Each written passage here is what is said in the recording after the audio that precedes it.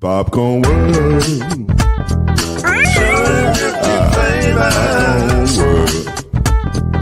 Popcorn world.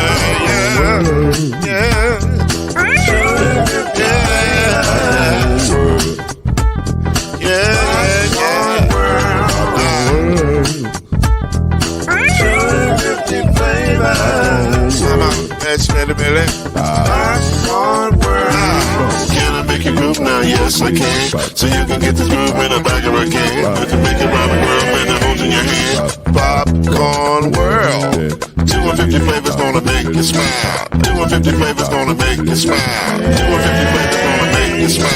That's that popcorn make you smile. Ah. 250 flavors. Popcorn world. Popcorn world. Popcorn world. Popcorn world. The popcorn world.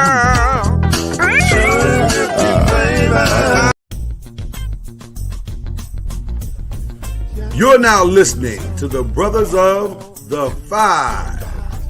At shooting guard, it's your boy, Killer Cam.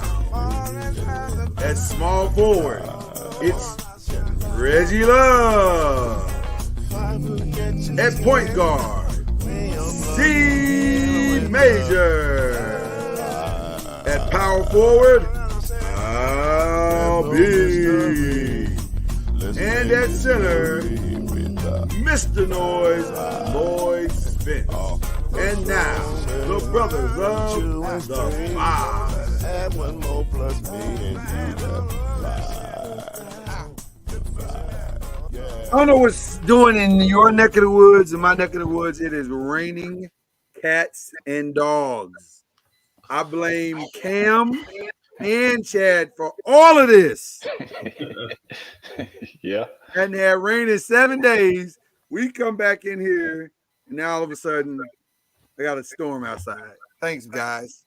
Yeah, it was raining. It was raining a couple of days here, very, very hard. So that's what I'm saying. Y'all passing y'all ish down to me. I don't like it. Hey, at least you have to water the grass, man. At least you have to water the grass. I don't need no more water on this grass. I got lakes out here, bro. What are you talking about? First of all, this is the Five. That is C Major right there. That is Killer Cam, my partner in Lake of Crime. And we plotting over here. We plotting, baby. We plotting and scheming. Because it ain't, y'all think it's done, but it's not done. So we got a lot of stuff going on. And we got a very special guest joining us tonight. Live from, I think from his humble abode / workplace. The great Kendrick Haskins from Believe in the ACC. In the building with us. Yo. What's good, What's going on, brother? What up, fam? Good to see you. Look all work dignified and stuff. All presidential and stuff. You know what I'm saying? Yeah. You know what I'm saying? Without the felonies, though. Yeah. No felonies. No Good to see everybody, man. And I had to call Kendrick up because technically what is about to happen right now, or just here in a minute, is all Kendrick's fault. But before we get to that, I do want to give it's all your fault. Let me give a couple of breaking news real quick. You woke up this morning and found out that Justin Jefferson, arguably and justifiably, is the highest paid wide receiver in the NFL today. 4 years, $140 million, 110 guaranteed. Lord have mercy. Woo! That's a nice check right there. That's a nice check. Making Jordan Poole money. That's that Jordan Poole money right there. I hope you don't have Jordan Poole results. I don't think you got to worry about that. I don't think. You never know. You never know. So shout out to him. And then we want to give a melancholy shout out to the family of Larry Allen. Got to be honest with you, that was kind of shocking news today. I did not see that one coming. I'm not sure anybody did. Let's just take a minute, put our fandom aside. I know I'll put my fandom aside, being a diehard Giants fan, to say it is not, to me, an argument of any kind that Larry Allen is the greatest to ever do it. You can throw a lot of names in the hat, but 10 times out of 10, in my opinion, you're going to come out with Larry Allen. I'm just gonna say one number or two numbers, or one number but one meaning. 750. That's how much the man could bench press. So that's where it starts for me. Strongest of it. Let's not also ignore the fact that he ran somebody down at his size too. I'm just saying he was the only man I ever saw make Reggie White look human. Yeah. Anybody can make Reggie White look human, you know he's a GOAT. So I mean, there's a reason why from 91 to 90 or whatever, how many Super Bowls y'all won and dominated. There's a reason why y'all dominated that division. And I think a lot of credit is sometimes given to Emmett and Michael Irvin, but the truth of the matter is the Cowboys started and that offensive line started and ended with Larry Allen. He was just, he made everybody's job easy. If Barry Sanders was run behind Larry Allen, he'd have 40,000 yards. I've been telling people that. Yeah, you get no argument from me. Yeah. So, you guys got any thoughts on Larry before we take off? Because the rest of the show gets very, very weird after this. But I mean, you summed it up pretty much. One of the best in the game, if not the best in the offensive line game. So definitely rest in peace to him and his family. Condolences for sure. That's definitely hard. So. Yeah. I couldn't honestly think of a better lineman. Maybe Orlando Pace, but not as strong. Definitely not as strong. Nobody's as strong. And there wasn't many linemen that came to my mind. I was like, oh, he was better. No. Who's that lineman that was blocking for San Francisco this year? That big guy. Yeah. He's in the conversation. Yeah. Huh? I'm drawing a blank right now because my mind is on the next segment. But he's in the conversation. He's a bad man. It's cool. Yes. We got him in the league. It's cool. Yeah. Oh, there you go. He must be an Oklahoma-based lineman. Is that correct? Right. We've been doing this show 3 years together, and I still fall for it every single time. And he got the gear on and everything. He got the shirt on. He was telling on himself right from the beginning. So, Larry Allen one of the best to do it. I mean, that's no argument. That's nothing to even discuss. I mean, yeah. You don't win 3 Super Bowls like that. And Emmett is the leading rusher and all-time leading rusher. Right. Yeah, 100%. Emmett had no moves. You know why? He didn't need any moves. All he needed to do was get downhill. But Emmett had good vision, though. He had his vision. He had vision. In the open field, yeah. But I'm saying he wasn't going to juke you like Barry. Well, nobody. We're not going to sit here and do this. That's apples and oranges, man. Hold on, that's the frat brothers. I ain't going to never shade Emmett. Yeah. But I'm just saying, there's a difference. Man ran behind Larry Allen. He made his life a hell of a lot easier. So, anyway, I digress. We got to get to question number 1. And, again, I blame Kendrick for all of this, for what's about to happen. Because he innocently posted something on his Facebook page, of which I kind of mirrored on my page.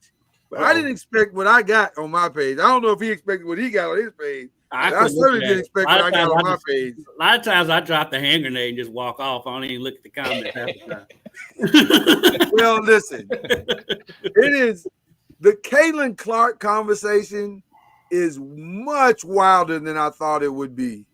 And that evidenced as well this morning on First Take. Shout out to First Take. And shout out to Monica McNutt specifically. Who stood in the ring with the heavies and was just like, I got hands too. So and didn't back down, not even a little bit. So shout out to her. Of them. Yeah. She bodied both of them. She bodied both of them with no fear. So shout out to Monica McNutt. Stephen A. still salty. Yeah, he's still salty. And by the way, he was 100% wrong, but we're getting to that in a second. So if you hadn't seen it, if you've been under a rock the weekend or you were spending time with your family, you missed more Caitlin Clark news. But this one was a different kind of news. They were playing the Chicago Sky, which looks like it's going to be a rivalry game for the remainder of Caitlin Clark because it's two, two players like Bird and Magic who are following each other's careers into the league, and they're gonna be battling each other probably for years to come. Mm-hmm. But into the third quarter, I think it was a third. Yeah. yeah, I think it was the third quarter. There was a play on the Fever were making a play on one end of the court. Somebody, I even forget who scored. Not that it matters to this story, but somebody scored.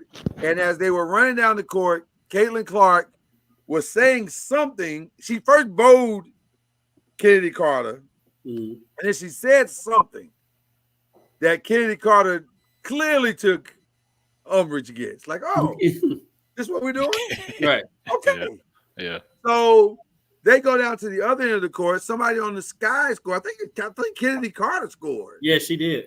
And then after she scored, Aaliyah Boston went to inbound the ball. And before she could inbound the ball, Kennedy Carter laid Caitlin Clark's ass out.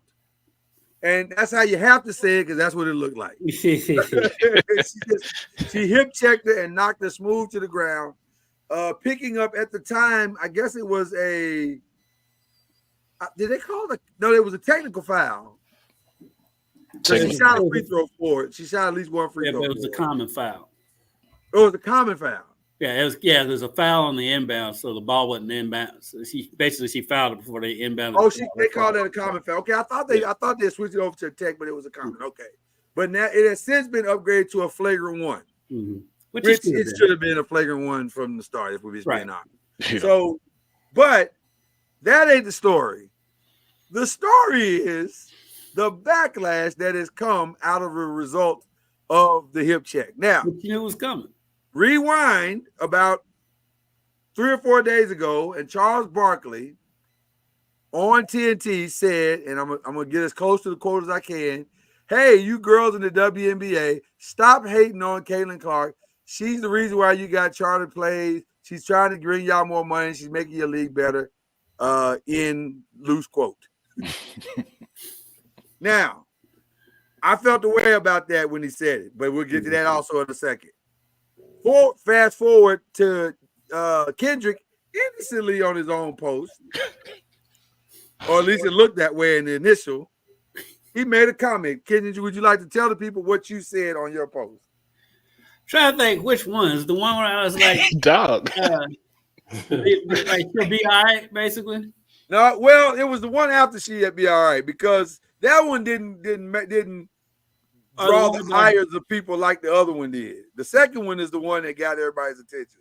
Not hating, but 3 points on 1 of 10 shooting in 29 minutes. Homegirl needs some rest. Love her game, but it's a grind. Oh, and Sabrina Ionescu was her before her. That one. Yeah. Now, for some reason, that post made people say, but what about the foul? And people just went off on his page. And so I just for context put up a reel and said, hey, look at the whole context of the play before you crucify Kennedy Carter. She didn't just go down and hip check her just because she had nothing better to do that day. Right. So that post drew, I don't know if you saw mine, because I had to take mine down because it got ugly. The racists were racing.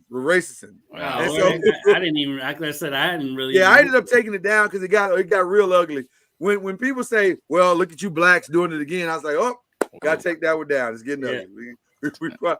Rather than me respond, let me just, because you about to say something and I'm about to say something, and let's just take it down. We don't need all that. And I have a show that I do every Monday night, so I can voice my opinion there. So anyway, checking Twitter, it's been ugly like that the entire time. Like, there are so many layers to this conversation. Some of the layers, I feel like there's some people that shouldn't be a part of the conversation because you really don't know what you're talking about. And then other parts are just the trolls that you normally get in a sports conversation that really just want to stir the pot anyway. But I'm coming to my brothers tonight to ask them, what do y'all think about all this madness? Is Caitlin Clark being treated unfairly? Is the WNBA targeting her, meaning the players? Or And should the WNBA and NBA be protecting her more? Should she be getting more calls?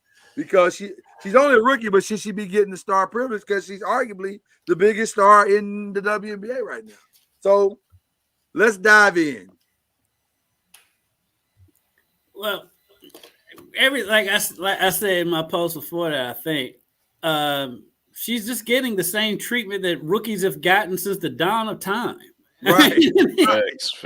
Everybody's just being brand new about it because it's her. But like, this is no different. I mean, I was talking to somebody. I was like, look at Jordan against the bad boy Pistons, how they used to beat the hell out of him when he was he's making the league and he's making them all their money and blah, blah, blah, blah. Yeah, Greg's right. Angel Reese is getting beat up too. She's a rookie and she's handling it. And she's like, yeah, I expected that. And so everybody caping for it, a lot of people caping for it don't watch basketball. You can tell by their comments. Right. And then as far as should the WNBA protect her, for what? I mean, she's playing ball like everybody else. I mean, Candace Parker got that same thing. They all get it. And women, I'm sorry, women's basketball is much more physical than men's on every level. Much more physical. Yeah. On every girl. And by the way, it has to be because they play a lower game. They play a lower game, so they're not above the rim. Yeah. So it's going to be more physical. So that's a whole nother part. But yeah, you go to a girls' basketball game, and those games, I mean, they're brutal sometimes. And so, I mean, that's just how it is. And so, is a lot of it from the players jealousy? Probably, yeah. Some of them, yeah, I'm sure. But I mean, some of it might be frustration, as Molly and Monica so eloquently stated this morning, and I'm okay with that too. Yo. Cam, you got that look on your face. What did you really say? I know that look. After 3 years, I know that look. I think she get a little bit more scrutiny. Yeah. Than everybody has gotten.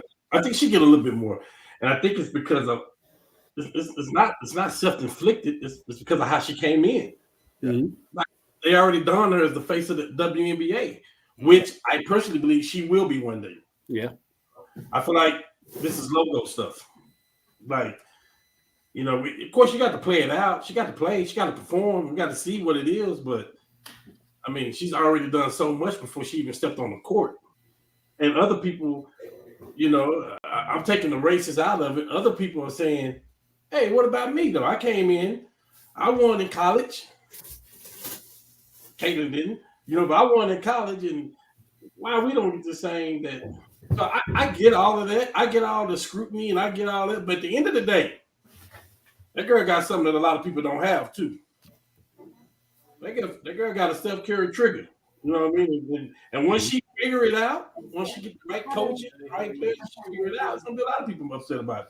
But I think she's gonna be the face of the league. I mean, you know, she's getting treated like everybody else have gotten treated, but I think it's a little bit more though because of how she came in.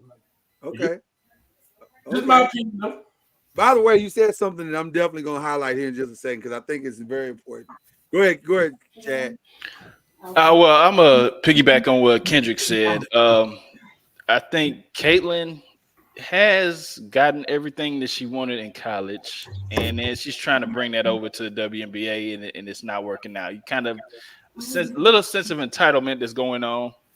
Because she thinks she should get every call, but you are a rookie, so you're not going to get every call. She did jaw with one of the WNBA's, I wouldn't say necessarily dirty, but she's very physical and she's had some issues, different teams. So, she didn't check that scouting report to see, what that was about. But Kendrick did say Sabrina Ionescu, which I think that is comparison to Caitlin, but I think Sabrina handled things totally different than what Caitlin's doing. Sabrina, not enough talk is about her. She almost beat Steph Curry in the 3-point contest. Right. So I think because Steph Curry let her do that. I mean, be that as it may. She made the shots. They had to be at the end of the day. She had to make the shot. Be that as it may. Make it interesting, Steph. Be that as it may, I mean, still she was in the game. So Okay. I feel like if anybody need to be slighted, it should be her because though their games are similar. She didn't get this much pub when she got in the league, and I just think that Kayla needs to pay her dues, and that's what the But players. is that Caitlin's fault though? It's Like not. It's a lot of media hyping her up. you just like, brought up two people, Mhm. and now one of them is Caitlin's fault. Right. No, I didn't say But Kayla's that's fault. that's how I feel like that's how we treat her. But I'm saying she brought some of this on herself by some of the things that her mannerisms on the court and some of the things that she thinks that she's owed. I think It started when they called her name, like in the draft. Like she already got the scrutiny. nah. It was from before from the day of the draft. She got scrutinized. It was before that, bro. It was before that. Huh? She's gotten that before that, man. I'm talking about before she even go to the WNBA. She's already gotten this title already. Like Yeah, but when you get a title, there's a certain way that you're supposed to handle it. If you join with somebody in the WNBA and you join, what you think gonna happen? Like the chosen one. Okay, I got you. My bad. Well, I think it's the John, and you ain't really done nothing yet. You ain't, yeah, and That's the part right there. But let me highlight something that both of you said, and really all of you said, and it's important for to take out of this conversation. Number one, Cam, you said if she's taking the reins. What did you say? How'd you say it? I can't even read my own writing. That's sad. Can't even read my own writing. But basically, taking the race out of it. You said taking the race out of it. Let's be clear. The frustration that's being felt in the WNBA is definitely not a black or white thing. Kennedy Carter is just one of many that is feeling the frustration. I would almost guarantee you, matter of fact, if you saw the Final Four coverage of Sue Bird and Diane Taurasi, especially when they brought like Breonna Stewart on, she seemed annoyed talking about Caitlin Clark. Yeah. Mm-hmm. She was like, because when they asked her, do you consider Caitlin Clark one of the GOATs? Breonna Stewart was like, well, you got to win to be a GOAT. Right. Yeah. And Breonna was like, I won 4 in a row. I know she was thinking, I won 4 in a row. Yeah. If anybody had been in this GOAT conversation, She won 4 in a row, and she didn't lose very often, like, period. I think she won 2 games, 3, maybe her whole college career. Right. Yeah. And the fact that Caitlin Clark's, I was listening to somebody today, her teammates didn't need to go over to help her out. That's telling as well. That's another conversation. We're going to get to that in a minute. Yeah, half of them gonna be gone in a couple of years. I was gonna say that's an important part of the conversation, but we got to get to that in a minute. But I just want to say this real quick. The other part that's interesting to me about this race thing that everybody's trying to make is that it's almost like the implication is, the implication is that everybody wants to cater the rules to fit to make her not to give her an advantage, but to allow her to play better or to have her or to protect her. I guess that's the best way to say it. To protect her, which is insane to me because there's nothing that anybody's doing. First of all, I've been all in on the WNBA for the last 10 years. So for all of you who are just now catching up to it, welcome to the party because it's been like this forever. But that's the first time I've ever seen somebody hip check somebody like that. Now, I can honestly say I've never seen that before. But I also understand I don't get to tell somebody how to respond to what somebody just said to them or done to them on the other end. So I don't know what Caitlin said to Kennedy that set her off that bad. Because I've actually never seen Kennedy hip check anybody like that either. Yeah. So clearly she took umbrage of whatever was said to her. So I think we got to put that balance into the conversation, which was all I was trying to say to people last night. Let's put the whole thing in context. Not to say that Kennedy was right, but I think she didn't just do it on a whim. She didn't just do it because I don't like Caitlin Clark, but she probably don't like her. But she did it for a reason. There was a reason behind it. So that was one part of the conversation. But I do want to talk about, because everybody keeps focusing on her teammates didn't get her back last night or whenever this was. But if you go back through the 9 games they played, they never fought for her. They have not stood up for her Not one time. Well, they're even on the screen when Breonna Stewart hit her on the screen. Breonna didn't do anything. She stood up and took a proper screen. That's on her teammates for not calling it out. Yeah. I mean, everybody tried to make Breonna put on this hard screen. She just put a screen on and did like that. That's on her teammates for not calling out the screen. So it makes me wonder: is there an injury problem for Caitlin? Period. Because we see the play on the court, they look disjointed and horrible, and they can't make an open shot, and they're all over the place. Their team right now. Which, by the way, Cam is probably right. They're gonna have a new coach and probably new players there soon, so it won't matter. It may not matter this time next year anyway. But right now, it just looks like a hot mess. But I gotta also point out the fact that maybe there's a connection issue for Caitlin as well, because her teammates don't seem to. I don't know. Something is wrong, man. They're not rocking. The only one that seems to be like, I'm gonna help you, I'm gonna mentor you, I'm gonna try to get you through this is Aaliyah Boston to me. Yeah, because they haven't practiced. Because the WNBA is trying to capitalize on Caitlin, so they've got a plan almost every night. I mean, they've already played 11 games. The Las Vegas Aces have played 6, and so they're not practicing. The college season just ended 2 months ago, so they haven't had time to do off-court bonding and all that type of stuff. So they don't really know each other. Right. I mean, they should still have her back because it's her teammate. Yeah. But I don't know if they like her or not, because they probably don't even know her well enough to like her or not, because they have not had time to gel. and I mean, that's a variety of people's faults. Well, you still don't have to like anybody to work with somebody, right? Right. So I mean, you can still show some type of commonality, as a team. So I mean, but that is just telling that they didn't, fight for or get up in the old girl's face, or that says volumes to me as watching it. And they need Haley Van Lith. She'll run in there and fight somebody. Yeah. Well, I was going to ask you, Matt Barnes said they need an enforcer, and so did Draymond Green. Do they need an enforcer?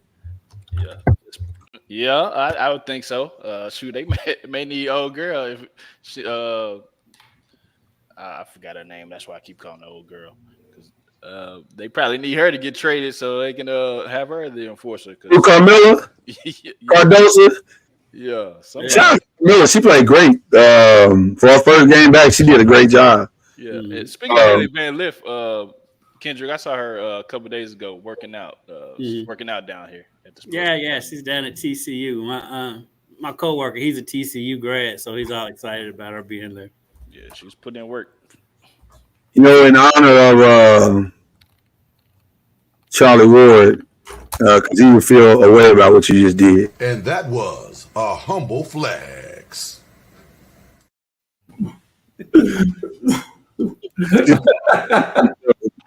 He's going to drop that in the show like, oh, by the way. Wow. Well, I mean, he brought it up, man. I mean, hey, he brought it up. Yeah. Lloyd loves hitting everybody else with the humble flex. Yeah. That's not what I do. I don't humble flex. I just try to stay the course. Sure. Okay. That's the buttons are right there. So, so where do y'all think this is going with Caitlin? Is she going to, like, this is, like you said, it's only 11 games in, and we got, like, 21 games left. She better lift some weights. Huh? She better lift some weights. Well, Kendrick offered a very interesting solution. He said, man, she need to check one of these fools. She need to fight back. She does. The only way you're going to get these bullies to quit bullying is you got to step up somebody. Now, she may take an L. She's going to take an L. But, I mean, that's how she's going to get the respect from the other players and her teammates. So you don't have to win the fight, but she has to show she's going to fight back instead of flopping around and looking at the refs. I mean, yeah, she got hip checked. She didn't get hip checked that hard. Right. You got to quit flopping around and turning for the refs and buck up to somebody. What do you think is missing other than time? What do you think is missing from her and her teammates? Why is there such a because they're disconnected on every level. Like, they don't play well together. They don't communicate well on the court. It's just a lot of bad basketball. I think this is a lot that she inherited too. Like they was trash last year. Right. There's a reason why they pick. So twice. Yeah. It's gonna take a rehaul. It's gonna take a different approach, coaching, everything. I think it's gonna take everything. Yeah, maybe we would have a different conversation if she was in Las Vegas or something. Yeah. You can't help what she drafted. Defeated if it was in Las Vegas. Right. Yeah, they're a young team. They're super young. Yeah. So like Cam said, they were the number one pick for a reason. Probably gonna get it again this year. Well, but that number one pick this year might be Paige Beckers. Could be. And number one to get. Like if you had Paige Beckers and Caitlin and Aaliyah, you should start winning at some point. You will start winning. Yeah, I mean, that's a pretty solid team right there, or core anyway. I think Caitlin has come into the league the wrong way. And here's what I mean by that. And this is old man wisdom 101.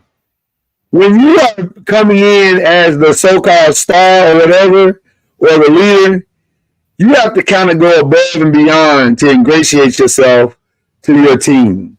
So it's up to her to say, hey, y'all, let's go out to dinner, my treat.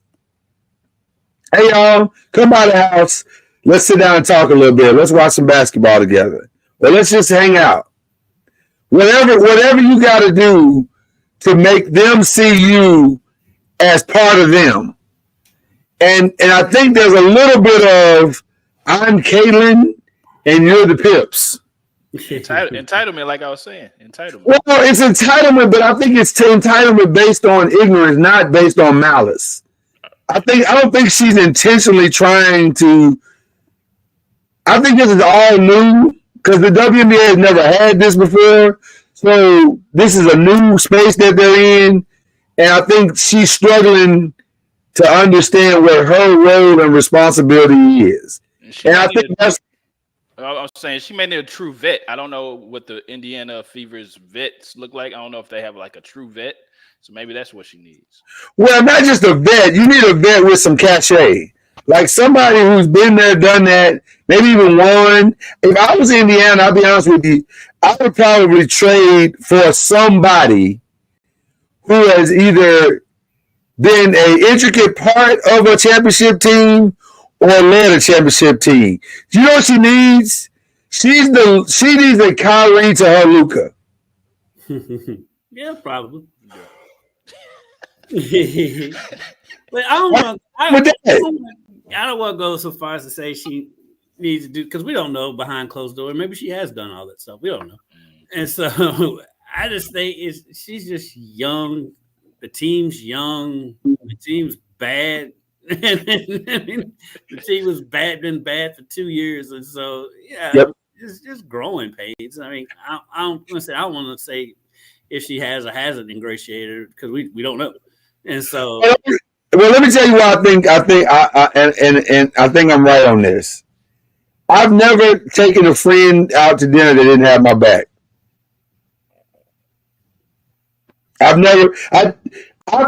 The fact that they have been tossing her around like a rag doll for 11 games and she's been knocked to the ground all them games, to me, tell me you ain't got a lot of friends. Because somebody on my friendship group, and I'm sure it's the same with you guys, somebody would have said something, hey, man, or, at least got into a fight. Listen, ain't nobody going to really fight most days anyway. But at least jump in somebody's face and push them or something. They ain't done nothing. So that tells me either now Monica McNutt tried to say, well, it's maybe not in their DNA. But I don't know how you make it to professional sports without toughness being in your DNA. Gotcha. So I'm thinking it's just there's plenty of guys that's not in their DNA to fight. There's plenty of I ain't fighting nobody guys. Yeah, but they're not punks though. They coming off like chumps. When LSU got that fight with South Carolina, Angel wouldn't sat on the bench. So you say she all talking, no, all barking, no bite. Yeah, because she looked over at Carmella Cardoso was like, nah, I got it. This is real time you got to pick your balance.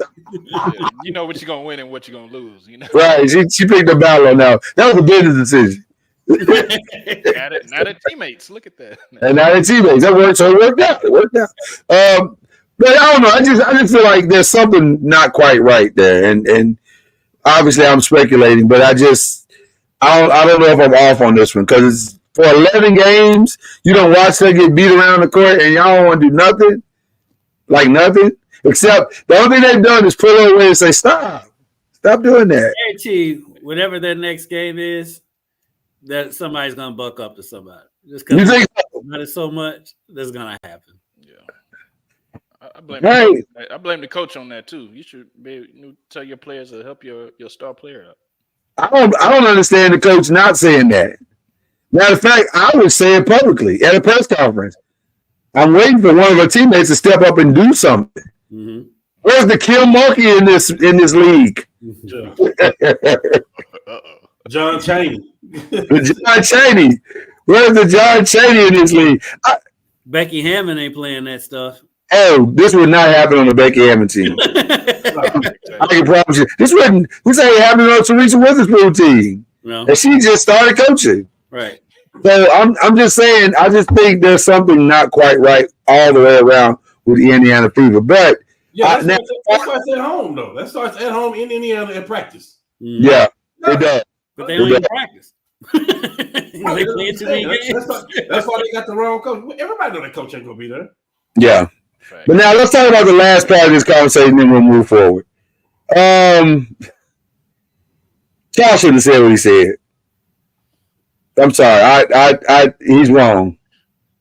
Yeah. He's wrong. It's not the girls in the WNBA are hating on her. They may hate her, and they may not like her, and they may resent her for getting the press that she's getting and the money that she's getting. But the backlash is because I think it's more about you have to earn this. If you are what you say you are, you have to earn this. I don't think it's a malicious attack on her at all. I just don't. I've watched 9 out of the 11 games, and I've yet to see a malicious attack other than the hip check from Kennedy Carter. Facts. You gotta earn. That's just my opinion. You gotta earn your keep there. Cam was perplexed. It's different when they playing the Fever. When they playing her, you can see it. For me, it's different. It's a different. It's a way we say we're gonna prove to you. Mm-hmm. Like we've been here. Like it is different. Yeah. Okay, what's wrong with that though? I didn't say that was wrong, but it's not normal like at any other game. That's what I'm saying. It's a big difference. You know it is. Well, come on. Well, when they televise, 40 of the 42 games, it is different. Yeah, I mean, but guess what? That comes with the manuscript, though. I get it, but I'm still calling a spade a spade. It's different. The televising of the game is because of who she is, not because they're treating her different. I think I don't know. To me, I watch WNBA games. I have yet to see a game that she's in that looks any different other than they're highlighting that she's getting it more so than they highlight other people getting it. But the stuff that she get, Candace Parker got, Maya Moore got, Brianna Stewart got, Gianna Taurasi got. Kelsey Plum talks about her first come to Jesus meeting. Diana Taurasi called her on a pick and roll and knocked her out of bounds. She flew out of bounds. So it's part of it. It doesn't look different to me, but I've seen a lot of WNBA games, so I guess that's why I'm saying it doesn't feel and look different to me. It's a different. For me, it's a different mentality. When you playing her, you can just see it. It's almost like. I mean, I can say it's hard to explain, but it's like when you who's the fool for Milwaukee, the little guard. It's like when you playing against who? Pat it's like you're expecting that. So you're gonna get something different. Steve is the one blowing in LeBron's ear and all that stuff. You play those kind of players, you already know before the tip off. You already know that. And I'm saying it's a different vibe when they play in the Fever, when they playing against her. And and I believe it's some stuff that she ain't asked for that she automatically gets because of how she got drafted. She's #1 pick. She getting all this money, and the other superstars, all of them ain't voicing it, but they like what? We was here. We've been here. We've been saving this league. Like, when y'all let this come in like the face or whatever, y'all saying this is your queen. That's what I'm saying. So it is like, okay, I'm gonna show y'all then. When we play her, I'm gonna show y'all. They're going at it. They definitely going at it. That part is different to me. I don't have a problem with it. I don't see anything wrong with them going at it. Because I didn't say it was a problem. Yeah. You just tell though. Right. I'm just saying, making her the face when there could have been other faces already in the league. But see, if you saying that, Chad, as a guy who watching, what do you think the girls are saying that's playing? Some of them ain't gonna out and say that, but they do feel that way. Yeah. So I don't consider her the face. I think it's Asia Wilson. I think Asia Wilson is far and away the best WNBA player in the league. And you thought Milwaukee was gonna go to the finals the last 3 years. In 3 years, we'll find out who the face is. Huh? I said that. I'm sorry, Larry. No, say it again. Say it with your chest. Larry Allen. I'm sorry. No, say it with your chest. You try to say it with your throat. Say it with your chest. Hey man, I ain't trying to fight you. You way over there. I'm way over here. I'm in the car with you, my brother. Hey, he just gave you a virtual hip check. That was a virtual hip check. I'll still go that way. Hip check. Virtual hip check. Yeah. I flopped a little bit on that one. Don't take it too seriously. I flopped a little bit. My fault. I'm sorry.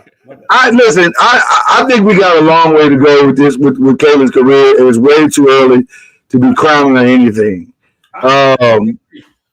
Yeah, it's way. I mean, she's putting up stats. I mean, that last game, she struggled. I mean, like I said, she's worn out, and yeah. I mean, she's putting up her stats. I mean, she's already got a 30-point game under her belt, and so yeah, I mean, she's gonna be fine. But even the worn out is an indicative of what you said, Kendrick. They don't have a real training camp, so she thinks she's got to come in and do everything. Well, the truth of the matter is, you got some quality players on your team now. Not a lot of quality players. You got at least 2 or 3 quality players in Martinez and in Boston that you can lean on them and be like, okay, let me get the ball to her. Let me find her spots. Let me get the ball in this. Let me get this pick and roll going with Aaliyah Boston. Let's see what we can do, and just really take advantage of what you have, and don't think you got to do everything yourself. So, and that's the role she played at Iowa, and right? That's what she knows right now. I mean, again, it's going to take some time. Putting up stats is always great. She's got to win. I mean, Russell Westbrook put up amazing stats, but he hasn't won anything yet. So, Lloyd's favorite player is putting up a lot of stats, not winning anything too. Who's my favorite player? LeBron. Don't do that. Wow. He's a Laker, and I love him as a Laker. There you go. So, there you go. They got real personages now. It's getting icy in the room. It's icy. We should probably go to question 1 and 2 right now. Kenny, can you stay? You got to go. You got to get out of here. Yeah, I'm going to have to get out of here in a minute. We appreciate you, brother. And whenever you phone off, we know you phone off, but we appreciate you when you do. Well, all right. Hold on. Before he go, I understand we got these order questions, but I need to know who he got in the final because I don't want to wait to games. That's a great question. Like, this is who I had. I'm looking at the league ACC, and he like, we need that on record. I agree. I'll go on. It's a tough one. I ain't gonna lie. It's a tough one for me. It is a tough one. I really like that Boston squad, but I really like the way Dallas is playing right now. And so I don't know. It's a tough one. I have a hard time trusting the Celtics. I do. And I mean, when it gets hot in that kitchen, I don't really trust them that much. So I think I'm going with the Mavericks in 6, but it's very lukewarm. It's very lukewarm.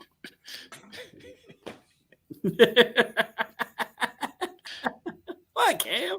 I guess he don't like that. We didn't want your lukewarm answer. Who you got? I said I'm going with the Mavericks. Yeah, he said it's 6. The Mavs in 6. Okay. Listen, I just don't want to be looking at it, believing the ACC, and he be like, I told you I had the Mavericks, but I told you it was iffy. No. Who you got?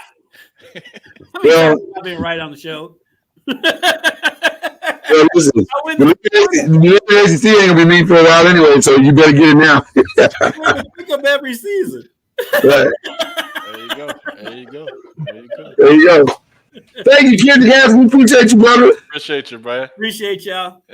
All right, man. Hey, y'all take it easy. You too. All right. Oh man, that was good stuff. Thanks. Okay, so let's get into what we saw first, and then we'll get into what we think is going to happen. And actually, we can do all three questions together, really, because they all tie together. Which one are we doing first? Where you want to start, Ken? We'll let you start. Go ahead. We talking about the West? We talking about it all because it all kind of ties together. You put a little post up. This is a humble fix because that's what it was for Anthony Edwards. Wow, you coming for Anthony Edwards now? I ain't coming for nobody. I'm just telling you that's what it is, though. You talked all that noise. You calling out Kyrie. You got to be careful, young. Yeah, you poked the bear, and the bear won. Bear put some hot sauce on you. You know what? Bear clearly won. Here go the crazy thing, Lord. I don't know if Kyrie played like this. He ain't called out like that. I don't know. I'm just saying, like, man, you better be careful. You talking to somebody who potentially could have been the Finals MVP in 2016. Yeah. Relax, man. Yeah. But Anthony Edwards is young. He don't know no better. He don't know no better. He should. He should, but he don't. Yeah. Know. All right. I don't know if Now he does. Now he does. I don't know if he should at 22. And let me say this. He didn't necessarily not show up. Because he did show up. He just showed up alone. He didn't realize he was going to show up alone. You know how you show up at a fight and you think you got backup, and then you turn your left corner and you see one dude, and then the other dude you're supposed to see, he does one of them Homer Simpson type vibes.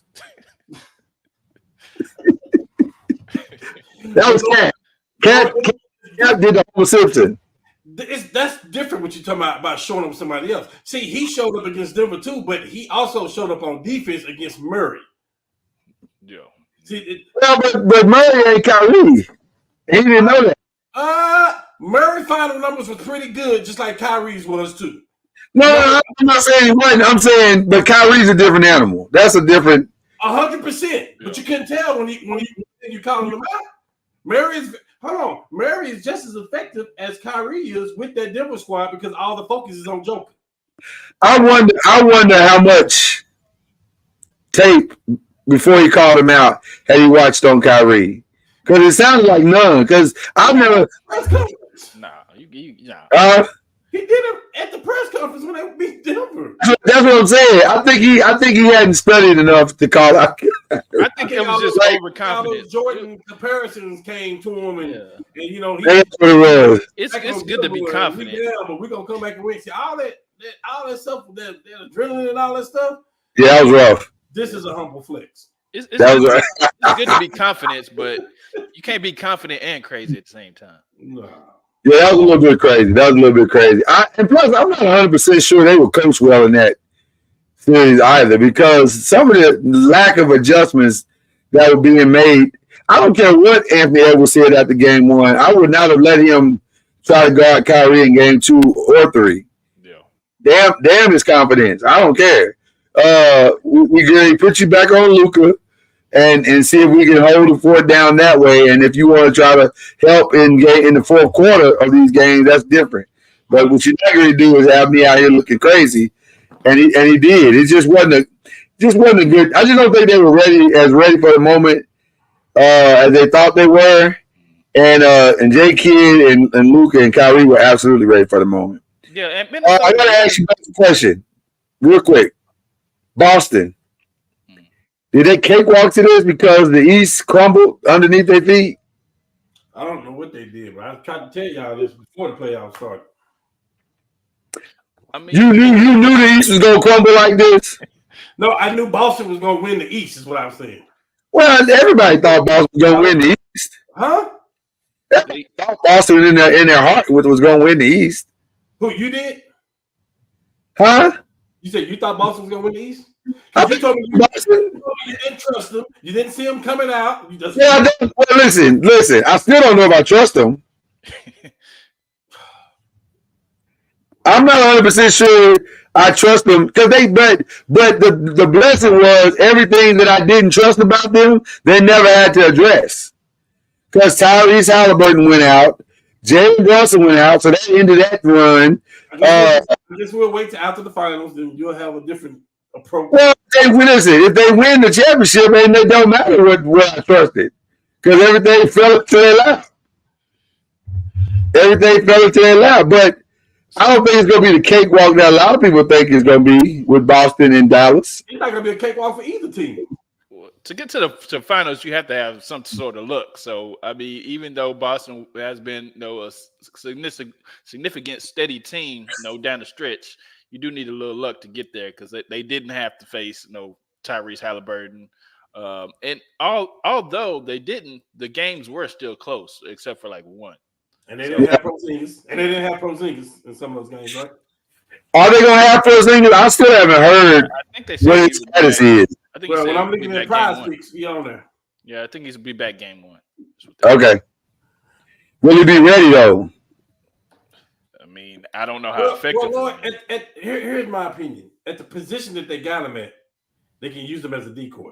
Because you talk about Tatum and Brown, they can go to the basket. That means that Porzingis can draw that big man out because he can shoot. So you got to respect that. So if Lively's holding them, if Gafford is holding them, yeah. Tatum, they can go to the rack. And we listen, we know they shoot threes like crazy, but we know Tatum and Brown will put their head down and go to the rack. Straight up. Well, they got to figure out a way to get one of them dudes away from the basket. 100%. And get them away from each other. Yeah. That's really the key to winning the series, in my opinion. They got to get one of them guys away from the basket, whether it's Gafford or Lively. And I vote Lively because Lively is spry and young and got pink lungs and don't know no better. You know what I mean?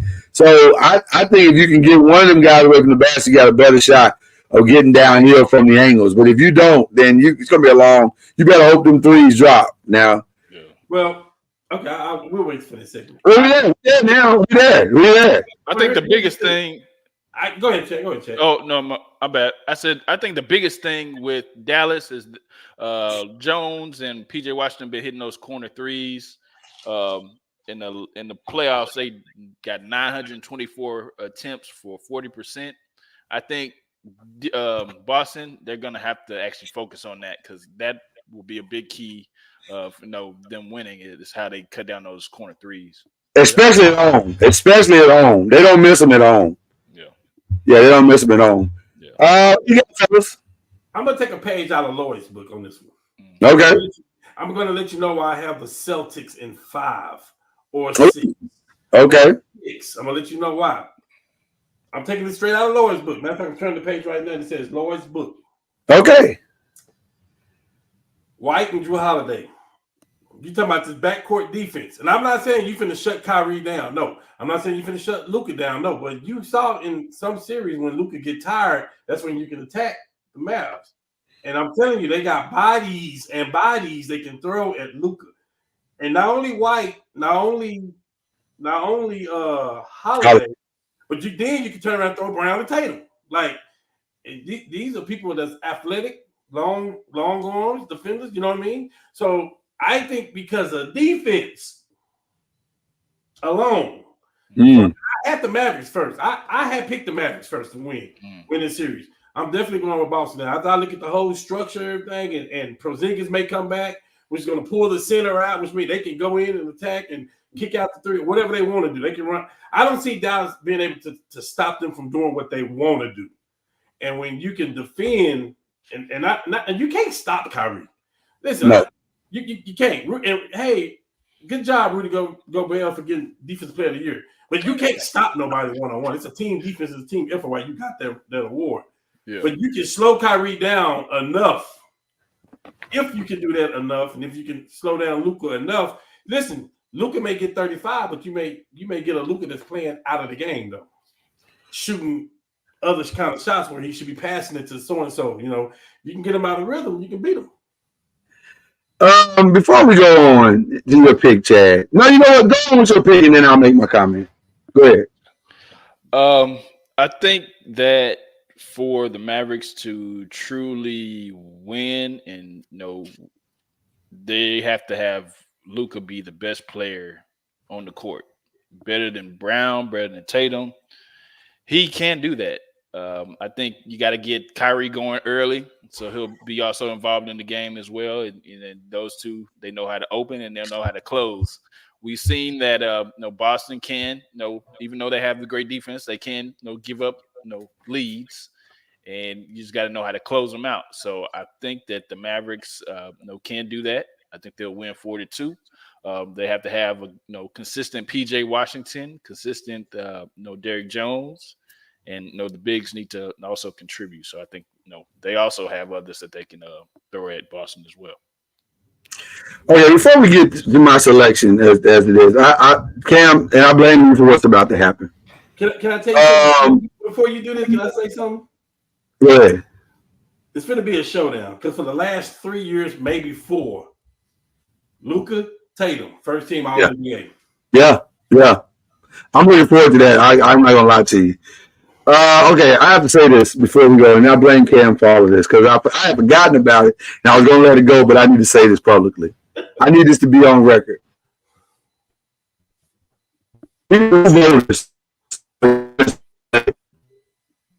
Say what now? Your phone messed up. You broke up. What happened? We need new voters. We need new voters for Defensive Player of the Year.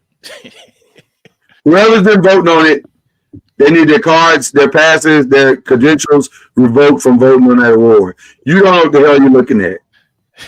Rudy Gobert is one of the worst defensive players I've ever seen in my life. One of the absolute worst. And I know that's Steve. And by the way, I'm talking about a guy who's probably going to be in the Hall of Fame. Off his defense alone. That's the only thing he's got. Yeah. He has no other part of his game. He has no offensive game whatsoever. Yeah. His footwork around the basket is terrible. But he can do that. He can do that. It's some other players like that. That's fine. It is players like that. So that's what I'm saying. He's going to make the Hall of Fame for his defense and alone. He'll get in the Hall of Fame, but not legitimately. I used to question why other players were saying in the league every year they have these anonymous polls and they say, man, all the players think Rudy Gobert's defense is overrated. I hadn't seen him play that much to make a decision one way or the other. But after watching him play five games in the Western Conference Final, after playing 7 games in the second round, he is one of the worst defensive players I've ever seen in my life. Who did he beat out? It's stunning how bad he is. Who did he beat out?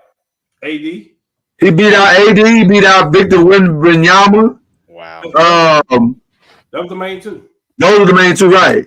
AD. If I'm AD, I know I've been robbed. Yeah. There's no question I've been robbed. Yeah. That is a travesty of when you watch Rudy Gobert play defense. The first thing that pops in your head is, what the hell are you doing? Like, what are you doing? He doesn't read well. He doesn't track well. He doesn't understand the angles. So how is he winning Defensive Player of the Year? He doesn't have any defensive instincts. Just tall, they can block a couple shots. It helped that their team was ranked. I think their team was ranked number 1 in defense too, right? Their team was ranked number 1 in defense. And he lazily by default got the nod. He is a terrible, terrible defensive player. Okay, I just had to get that out of my system. He's a terrible on the ball defensive player. That's what I think. He's a terrible he's a terrible help side. I mean, he come and block shots from the help side. I get it. Yeah, but help side in the sense of I get it. I mean, helping the help side of the weak side. Like, he's not a real true help side. I got you. So the award is a blocking award. The numbers don't lie, though. The numbers don't lie. If you could block, no, they completely lied. These numbers completely lied. These numbers, Juicy Smoulier lied. These numbers, Donald Trump lied. You can't take the numbers away, though. Well, I can't take them away, but that doesn't mean they're true. That doesn't mean that they justify what he did. You can't take them away. I understand. Yeah. You can't take the numbers away, though. Yeah, I agree with that. Okay, I got to get out of my system. I know. I feel you, Lord. We know why Dwight Howard got Defensive Player of the Year. I don't see it with him, though. It's not there. It is not. He is not a good defensive player at all. All right. You got to get that out of my system. Okay, with that being said, This is one of the first times I've ever given a real-time prediction. Like I came into this today and I still didn't know who I was going to pick. And listening to you, Cam, you made some very compelling points. Listening to you, Chad, you made some very compelling points. I think this is going to come down to two things: blowouts and close games. If the Celtics can be the Celtics that they've been all season long, they beat the Mavs in 5. They beat the Mavs in 5. And by the way, that's not unlikely that they can do that because they got more firepower than the Mavs have. So if Derek White gets to cooking and Jrue Holiday gets to cooking and Jalen is Jalen and Jason is Jason, Mavs have no shot. They don't have enough scoring. And Luka and Kyrie could put up 72 a game, and they're going to lose 125 to 72. So that's if the defense of the Mavs has not grown like it looks like it has grown. Now, if we have 7 or 5 to 7 close games, give me the Mavericks. I like the Mavericks closing way more than I like Boston closing. So now the question is, are we going to have more blowouts than close games, or are we going to have more close games than blowouts? I'm going to say, oh, man, this is tough.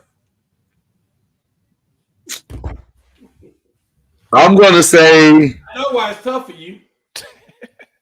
Oh, yeah, there's an obvious. Well, I'm trying to take that part out, Cam, honestly. I'm actually honestly trying to take that part out. I'm trying to just be a journalist here and not a diehard Laker fan who don't want Boston to get a team.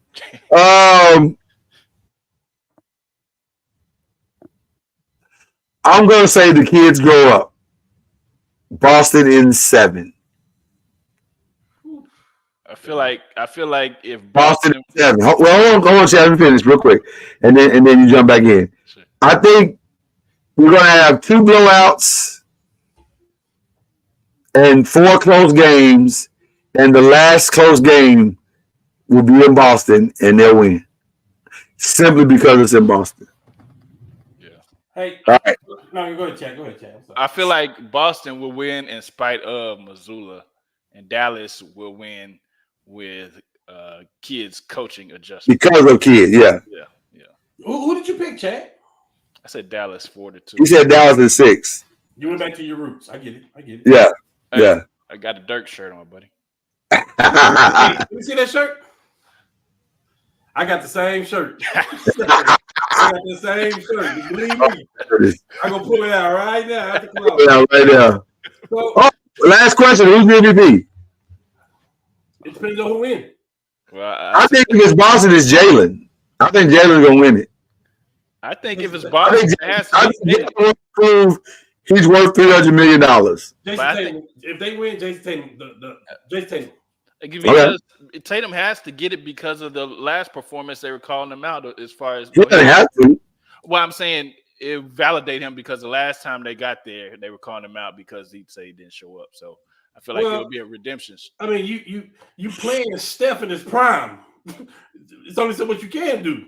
Yeah. Well, you could be playing Luka and Kyrie. And No. You're talking about him getting called out. You playing Steph. Who's been there? Tatum ain't been there like that. Steph been there. Like, yeah. Now, if the Mavs win, it's got to be Luka, right? It's gonna be Luka because of the numbers. I'm telling you that right now. Points. Right. Yeah. Right. Based off numbers, yeah. But it may be a thing where LeBron led in points, rebound, assists, but Kyrie had 2 40-point games, 3 40-point games. Like Kyrie may have something like that, but Luka gonna have the overall stats. Yeah. All right. Let's get to question number 4, because question number 4 is an interesting one tonight, y'all. Hey, I got. I get one more input on that thing. You always wait till I ask the question. Go ahead. If they lose, if the Celtics lose, They're not blowing it up, are they? They blowing it up. Who might be gone? Brown might be gone.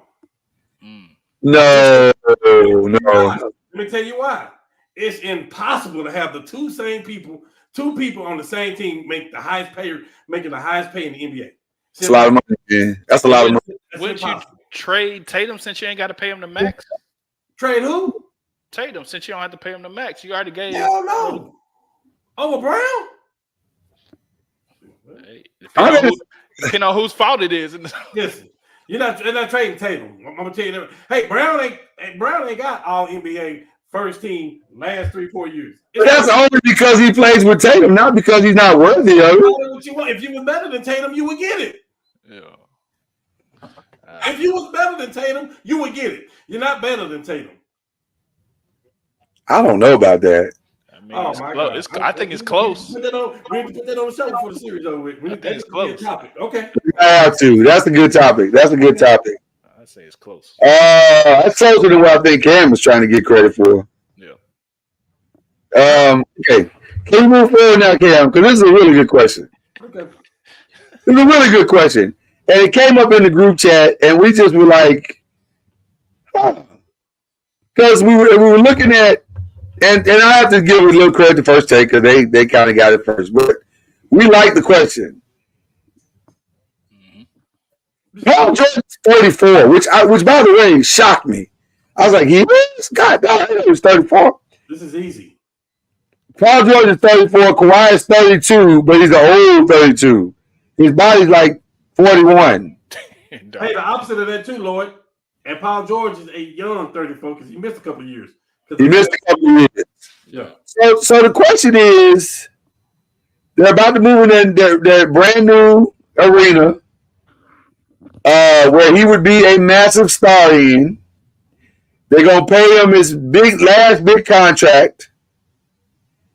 Should he stay there and take advantage of all those things, or should he go ahead and bounce now while he can and go for that ring? Because he's a plug. He plugged Paul George into about 5 different teams, and that team is instantly a contender. And maybe the favorites, depending on where he goes. So what's your thoughts on this one, gentlemen? I think Paul George needs to give them an ultimatum. Either I stay or Kyrie goes. Kyrie or Kawhi? I mean, not Kyrie, Kawhi. Look at you. You back in your roots. You back in that. Wrong K. You said give him an ultimatum. Either I stay or Kawhi goes? Yes. Can't do that. Ooh. Why not? Because of the way they came, you can't do that. I don't, man. No. They held the league. Listen, they held the league hostage for about 2 weeks. Nah, but they held the Lakers hostage for about 2 weeks. Yeah, for about 3 years. They always say the best ability is availability, and Kawhi is not available. So I think, you got to make a decision. You got to make a decision and bring somebody else in that can help Paul George if you're going to keep him and get something for Kawhi. Or Paul George bounces. It's a tough one to me, man. This is here's the crazy thing. I'll wait for Lloyd. I'll go next. This is a tough one for me, man, because back in December was the first time I can honestly say I looked at the Clippers experiment and said, and it was right after we beat them. It seemed like they got on fire. And I was like, yo. Yeah. They might have figured, your boy might have figured this thing out. Ty Lue might have figured this thing out. Because he had James Harden playing the best he's played in 4 years. He had a healthy Kawhi, a healthy Paul George, Russell Westbrook. I remember Cam was talking about how great Russell Westbrook looked. And then once again, the bottom fell out, man. How many seasons can you do that if you Paul George? Waiting on Kawhi to pull it together and Hey, it's just like when Tracy McGrady left Orlando because of Grant Hill getting hurt. You got to move on.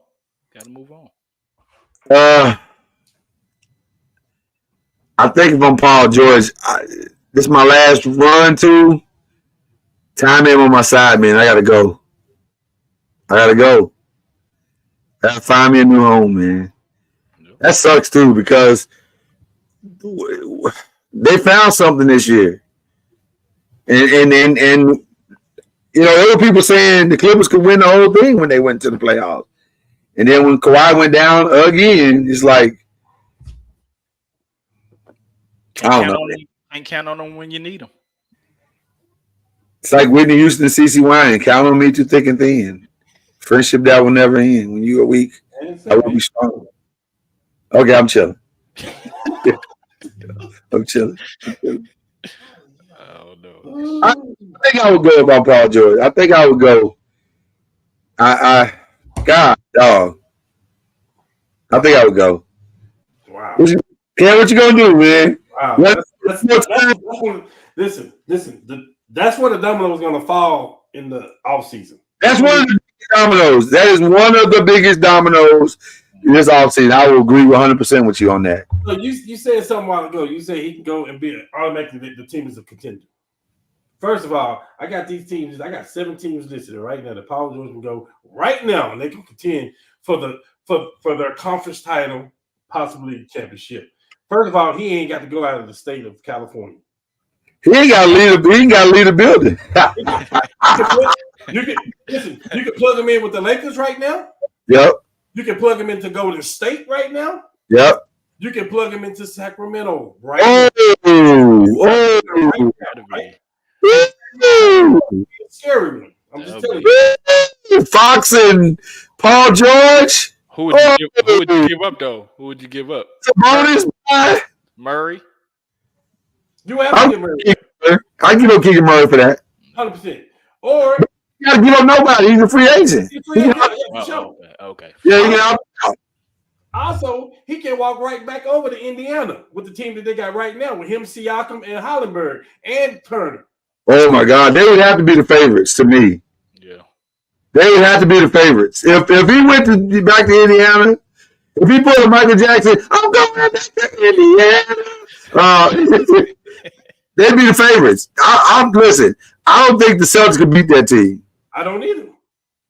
I don't think the Celtics could beat that team. Or beat that team. Or okay, you fly down, and I'm telling you that this guy's top 10 in the NBA right now. He is slipping down because he can't get first team All NBA because of the people that's here. But he's slipping down into that tier. Ben Carroll, the guy put numbers up, and they're not just numbers. They like you need them. You're gonna lose. Yeah. You plug them into the Orlando team right now, they're a threat. 100%. I ain't saying it's gonna win it all, but they are not a contender, but that's a huge piece. Yes. And that wins them at least a round. For sure. I think that wins them at least a round. Yes. Sure. And as a young team. Then you go to Philly, which is oh God. Philly and Orlando is the team that's been teeter-tottering all this this offseason already started for them. But I'm gonna tell you the one team that he can go to right now that he played for is what the OKC Thunder are missing. I'm telling you right now. Yeah. That would have got them over the top. That would have put them over the top this year. Now, with all that being said, Paul George. Talk to him. I feel like Indiana or the Knicks is gonna be where he's gonna be. If he don't stay with the Clippers. If he don't stay with the Clippers, they begging for a star in New York to go with Brunson. They begging for it because Brunson can't hold it by itself. And you can't trust Julius Randle left hand. Yeah. Listen, you man where you at without Julius Randle. If I'm the Knicks, I'm putting Julius Randle in there. That's me. But I know they're gonna move that around. But Indiana is a scary thing, man. Woo. No question. Because you got a good coach. See, that's the team that can tell Siakam, hey, if you come off the bench, we'll be this. You know, you got the whole complete team. So we'll see. Indiana's a scary team. Let me address our sponsor, one of our sponsors, Mr. Popcorn World himself, LeBaron Burton. We're not ignoring you, okay? We're not ignoring the Chicago Bulls.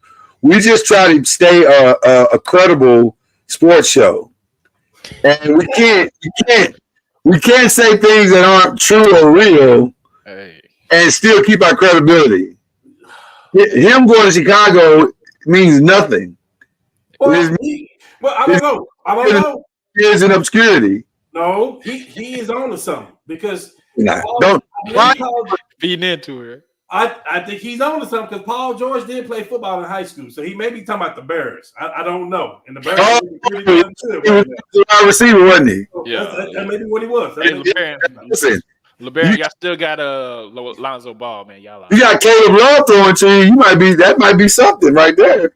Shout out to the Bears for turning it all around. And by the way, the Bears, your Hard Knocks second team that's going to be on Hard Knocks. The Giants are going to be on Hard Knocks here in about a week or so for off-season stuff. They're trying a new experiment. I don't really know if I want to see the behind the scenes and how the sausage is made in New York, but that might make me change teams. Whoa! But we'll see. But no, him going to the Bulls means absolutely nothing. It would do nothing. And that's the journalist side of me, not the fan or nothing. It would mean nothing. He'll be miserable.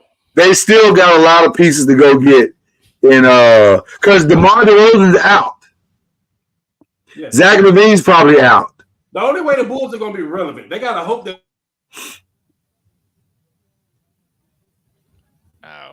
Oh, LeBron now Cam is out. The only hope they got is that LeBron leave so that AD can leave, which he will go home to Chicago. Right. Then you might have something. Right. Yeah. Then you might have something. But yeah, no, it wouldn't mean nothing. So, okay, so the final question of the night, which is our pick 5, is a different type of pick 5. We're going to pick the 5 trades that must happen, and we pick 5 teams that they must happen with. So we're going to start with the 5 most obvious teams. And we start, and I added sign too. 5 must trade or signs that this team have to do. The Suns. I told y'all about this one already. I'll wait to the end. They need to get draft picks. They need draft picks. Yes, they do. Yes, they do. Yeah. I think you could. I'm gonna be honest with you, Cam. I think when is that next draft pick, Chad? 2045. I think my son will be 18 by then. Right. They can be fixed right now. Yeah. I'm gonna say this.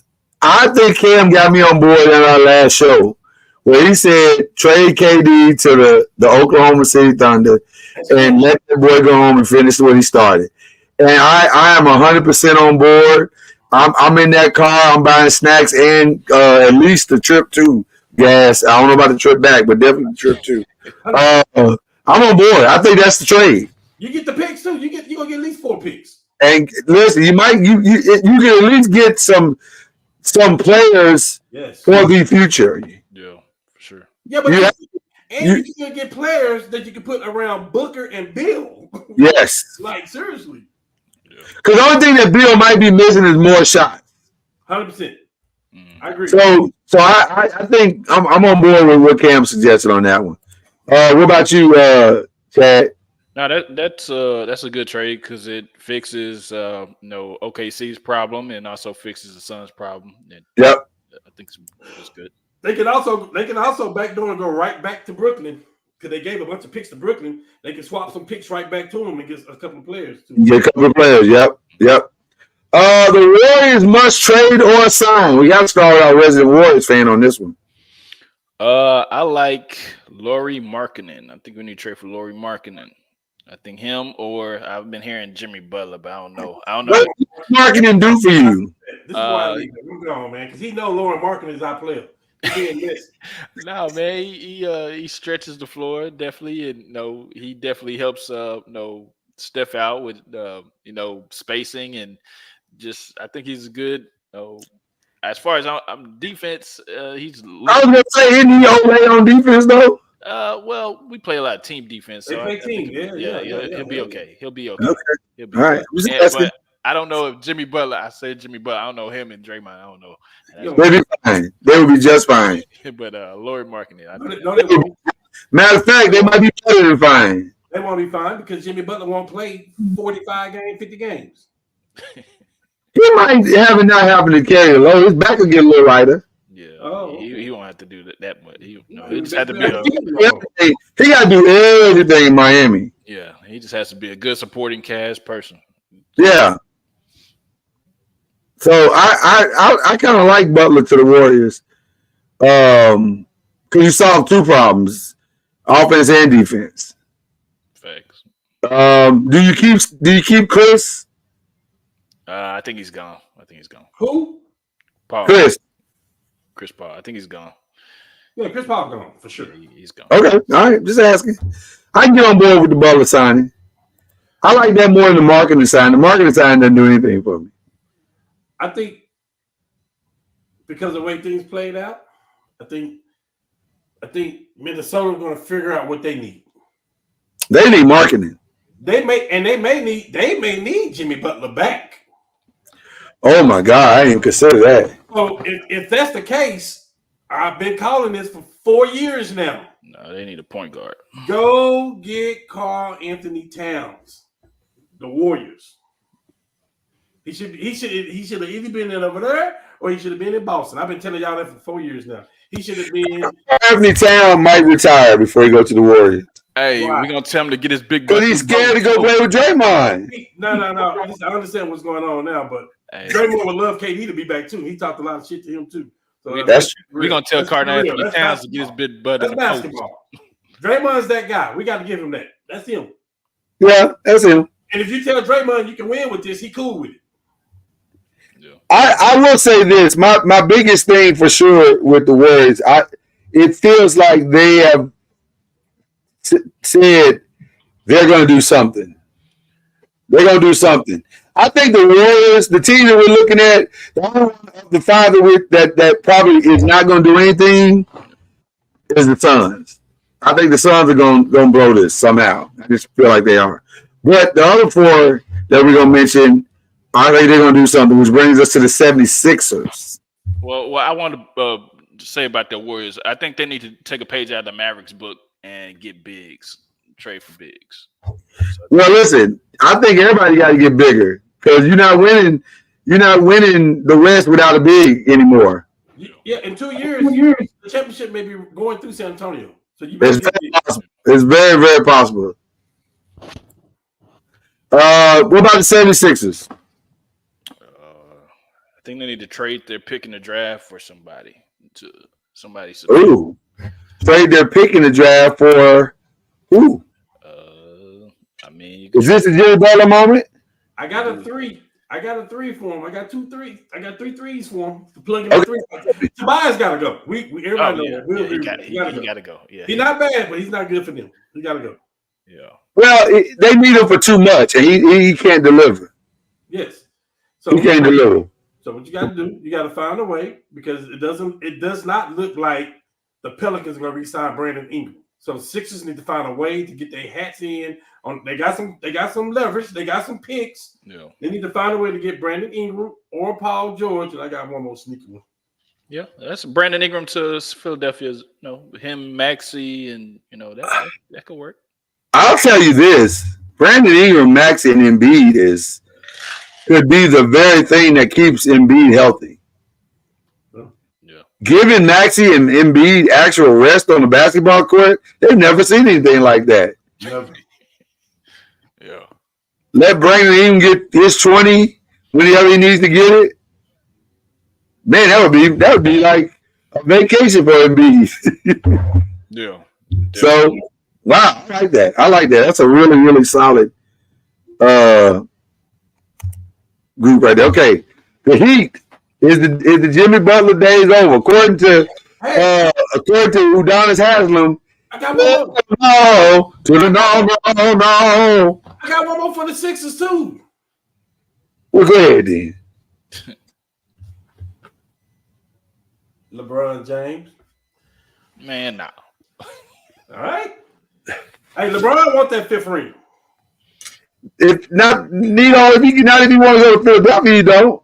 Man, he want to stay in that sun. And he been dying for a point guard that can play basketball. I'm just saying, man. Like it makes sense. I think that'd be a terrible move for him. Huh?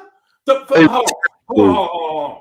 for LeBron to play with Maxey and to play with. So the answer for LeBron, who was very, very healthy this year, so if the Lakers could get Maxey and they could get Embiid and not have AD, that wouldn't be good for LeBron. So you talking about a straight up trade? No, I'm just talking.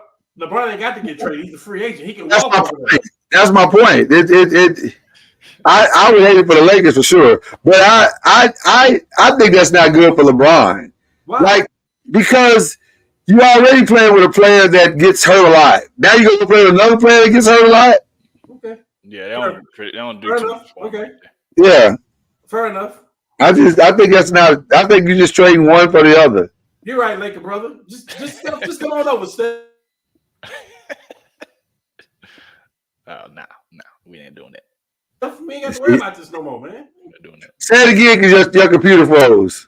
I said, you're right. I said, Steph, just bring your butt on over, man. Y'all trying to trade for us. Now we're going to try to trade for you. Come on over, man. Stop playing. That'd be fine. Steph would be fine. We take that all day. I'm sure. Okay, the Heat. I think the Heat needs scoring. So I think it's a subtle move. Scoring. Subtle move. I think you can move Keldon Johnson for like a Duncan Robinson or somebody like that. No. That's where marketing needs to go. He would be perfect for the Miami Heat. To play with the big man down there already. Yes. And you don't have to give up a whole lot to get him. So now you just bring him in. You huh? You don't think you have to give up a lot to get marketing? I think you give up your picks. I think you give up Duncan. I give up Tyler Hero at this point. Give up Tyler Hero. I would give up the contract. Yeah. Yeah, I give up Tyler Hero for that. But I think he would be perfect in that offense, and his defense would be enough next to Bam Adebayo. It'd be enough. And finally, Jimmy would have the consistent score that he's been missing since he got there, because he just don't have a scorer, that can help him do anything at this point. Now here, look, Baron. Stop trying to get people to y'all team. The Lakers already fixed that Bronny problem. Man. With the 17th pick in the draft, the Los Angeles Lakers. He gonna go that high? Secure Bronny James and also LeBron James. Because that's what they would do. He's gonna go that high. Bruh, come on now. Man. Which brings us to our final team, the Los Angeles Lakers. Giles, Cam? you have to swing for the fences, huh? I'll wait for Chad. We've been strategizing. Yeah, I have to swing for the fences. Out. Yeah, swing for the fences. So I think Jimmy Butler is the target. Hell no. No, Jimmy. That's two people we really looking at, Chad. Jimmy Butler ain't one of them, though. The two. I say Lloyd's favorite. Donovan's one. Who? Donovan is one. Donovan's one, and Trey. Who's also been at the Sports Academy putting up shots as well, guys. So is that right? You saw him there? Yes. Okay. And that was a humble flex. Can you hear me? Yeah. I'll do the trade. Look at his little brother. My goodness. Trey brother is a bucket, just a walking bucket. His little brother is a walking bucket. But anyway, I'm not sure. I think he's in Oklahoma, right? I think, he may be. Okay, take his little brother out. But I don't think Trey's the answer. I said the way you looked at it. I think he's not. Mitchell would be great. I think we already got Trey and D'Angelo Russell. We got a lesser version. You don't want him. You don't want him no more. We got the $family dollar version of Trey right now. We got to put who? We have the $family dollar version of Trey right now. You don't want Russell. No. Trey superstar status though, man. He's a superstar where he ain't got to do too much. What Lord is saying is when you got AD and you got LeBron, it's the same thing. That play, that's what it's going to be. So I personally think And I won't Donovan. Trey doesn't fix our Jamal Murray problem, and he doesn't fix our Anthony Edwards problem. He does not. But we can fix that. We can go cheap and fix that though. We can really go cheap and fix that. We can go back and get Dennis Schroeder. Oh no! For No. the defense. Oh, So no, you I playing thought we were the same point. soccer right now. Can we be men, please? Can we be men? We need to get younger, and we need to get faster, and we need to get stronger. So 1A has to be Donovan Mitchell, but 1B. He's not gonna fix nothing like that on defense. Yeah, no, he would because he's going to see the blueprint to a championship. He's not gonna fix it on the defensive side. He is not nothing defensively. He's better than D'Angelo Russell. He is better than D'Angelo Russell, but Schroeder Okay, that's all he needs to be. It's just is better than him on defense. what? We're not losing because of offense.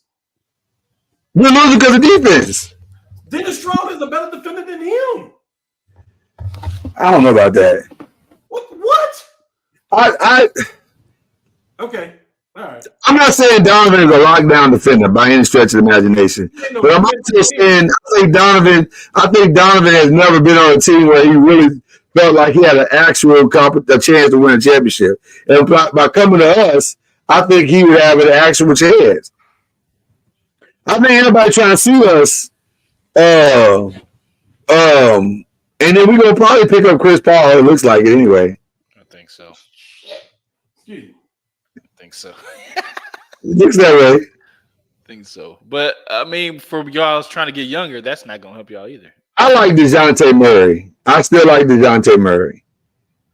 I think we need a legitimate two-way player that can give us both sides of the court. And I think DeJounte is it. And since Atlanta is feeling so generous out here, let's go and get that wrapped up and take them and get them on the end. So we'll get Bronny. Trash. How's that trash? How's that trash? You don't want. We need to have a meeting. Chad, just sit tight. How's that trash? We're talking about that. Yeah. I don't want no damn Bronny. Where you taking him? It may be 17, it may be 56, but you taking them. We taking him. That's gonna happen. You might as well wrap your mind around that. He didn't delete. It's fine. You think the Pelicans just decided to defer No. because they're just such good guys? No. Yeah, it's a done deal, bro. Okay.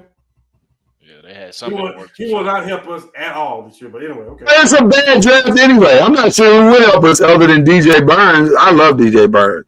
I'm hoping he falls to us somehow. The Lakers don't win in the draft. We don't care nothing about the draft. We want free agency. Well, That's what we're going to win in the free agency. all right, we're gonna win free agency anyway. So yeah, So you say Donovan Mitchell. I love Donovan. I think Donovan's and see, we also got to start thinking about our life beyond LeBron. Okay, so can we get you? Okay, I'll wait. I got mine. No, go ahead. I'm open to whoever. I like the team that we had last year. Excuse me. I like the team that we had when we went to the finals, the Western Conference Finals. Okay. We rolled this team back in there. We rolled this team back into the playoffs. Lost Vanderbilt out the lineup. Right. I think that really hurt us more than what people will want to give credit to. Okay. It did. In my opinion. It did. We got Vanderbilt back now. Now I hear we're trading Vanderbilt and we're trading Torian Prince could be traded, like sign and trade, and a couple other people. Listen, Austin Reeves. I don't want Austin Reeves going nowhere. You know how I feel about Austin Reeves. Austin Reeves may be gone. He may be traded. Depends on what we get. Yeah, depends on what we get. He might be gone. The only way he get traded is if it's Donovan Mitchell. That's the only way. Yeah. If we don't want to get Donovan Mitchell, and I don't want him. I don't understand that. No, it's because of who I do want. Okay, talk to me. I feel like we can get 2 for 1. I feel like and what Donovan Mitchell is going to cost next year as a free agent, after he's a free agent, I feel like we can go get Siakam, who is a free agent right now, and we can get DeMar DeRozan for the same price that we get Donovan Mitchell. Siakam. For the same price that we get Donovan Mitchell is the key, though, right there. Hold on, you gotta let me settle into Siakam in my mind. I like the way. And here's the good thing about Siakam. He ain't been first team All NBA, none of that stuff. So he don't get the max money and all that stuff. Donovan Mitchell comes with that. I don't want that.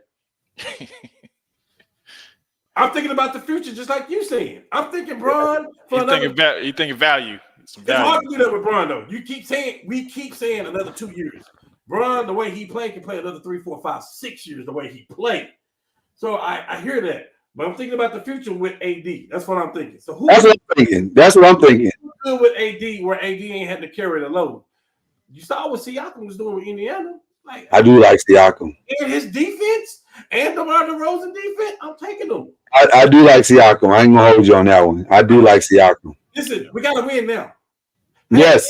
Hey, wake up, NBA. You gotta win now. Yeah, no, I agree with that. What the Spurs do in the offseason, they're gonna be unstoppable. You better win now. I do like Siakam. Y'all don't want Klay Thomas no more? He can come join us. We'll take that shooter. I want too much money. Huh? You want too much money? It depends on what situation he go to. Man, Klay done got paid. So some of these people want rings. He want to still get paid. Say, some of these people want rings. Ray Allen could have went and got paid. He didn't. He went to Miami and got a ring. Like some of these people. This is his last check though, so he might want the money. He got rings. Yeah, he got that. He got that money like that though, man. He came in the league rich. Man, only thing better than money is more money. I understand that. He wanted to go somewhere where he could drive his boat. How many rings he got? 4. 4? Yeah. 5. All right. Just telling you. He got 4. I don't know if he he might just want another ring. I mean, I know money. Yeah. He might want more money. Yeah. Okay. At the end of the day, Lakers in your blood, boy. Your daddy was a Laker. Lakers in your blood. Like at the end of the day, you was watching the Lakers. You was watching the Showtime. You got this stuff on your walls. Kobe bet you after practice. Is that y'all? Just saying. Is that y'all pitch? Hey, in the words of Rick James. Come on, man. Listen, LeBron done opened the whole thing up, bro. Like opting out of his contract. Yeah, but I think that's a whole lot of nothing. I don't. I think if you can put these up, if you can go get a DeMar DeRozan, if you can get a Siakam, LeBron would sign for whatever it is to have that. That's what I'm saying. He's going to resign. But that's why he did it though, for the flexibility for the team. He's just trying to see how he can help and what way he can help. So I get that. 100%. But it's gonna be interesting to see what he does. And I'm praying. I'm Team Donovan Mitchell, but you may have gotten my attention on that Siakam thing. I ain't gonna hold you. That was both of them. Can we get DeMar on a team friendly contract? Yeah, you get him on a 2-3 year with a player option on the third. Yeah, 100%. Hold on. Lord, here go the thing though. He's been outspoken about wanting to play for the Lakers. He wants to play for the Lakers. Yeah, he been wanting to play for the Lakers. He waiting on us. I don't know. He not. I've been there 2 years ago. So he ain't gonna be all outlandish with the contract. He gonna take what he Well, we hope. We hope. We hope. He's already done that, Chad. He did that with Chicago. Yeah. Hey, all right. Hey, these players at the end of their last leg, they want a ring. Yeah. All right. Well, listen. You've seen what we picked. You've seen what we've chosen. Put in the comments what you think these guys should do. We got shout outs. We gave our one big shout out. I want to give it again to the great Larry Allen and his family. The world lost a giant in every sense of the word.